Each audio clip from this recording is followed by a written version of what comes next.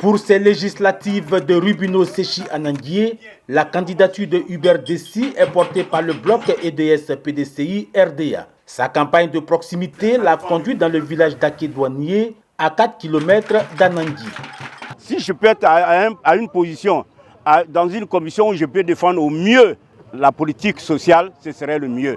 Sinon, le social domine dans mes actions. Je serai aux côtés de la population chaque mois, chaque semestre, pour recueillir des avis, des problèmes sur la terre, des problèmes sur l'école, sur la scolarisation. En tout cas, mon souci, c'est de défendre au mieux les couleurs de la population. C'est mon ambition.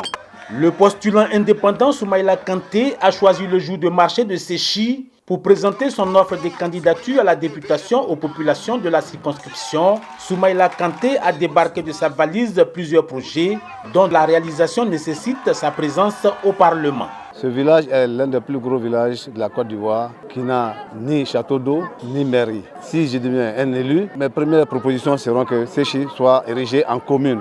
Parce que nous avons plus de 27 000 habitants, nous ne sommes pas encore communes. Il faut le château d'eau et la commune afin que les fonctionnaires d'ici puissent rester au lieu d'aller à Agoville au loin pour prendre les salaires. Souvent, il y a des dangers en cours de route.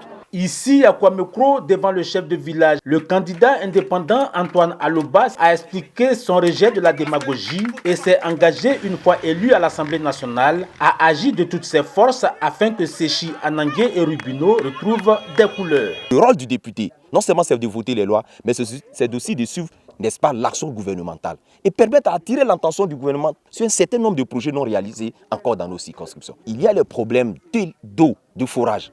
Je suis arrivé dans un village à Lani, on prend de l'eau de façon alternée. C'est-à-dire que si vous êtes allé prendre de l'eau aujourd'hui, vous allez attendre 2 jours pour prendre de l'eau. Et puis, les 2 jours avant que vous ne preniez de l'eau, vous faites comment? Pourtant, nous sommes en Côte d'Ivoire. À l'Épila 2, c'est dans ce village que le candidat indépendant Marcel Boning-Besso a choisi pour lancer la conquête du siège législatif. Une fois élu, fini les problèmes d'infrastructure de la zone. Aujourd'hui, ce village, les enfants quittent ici pour aller à l'école à 7 km. C'est pas normal. Il faut une école ici. Il faut une école un peu partout.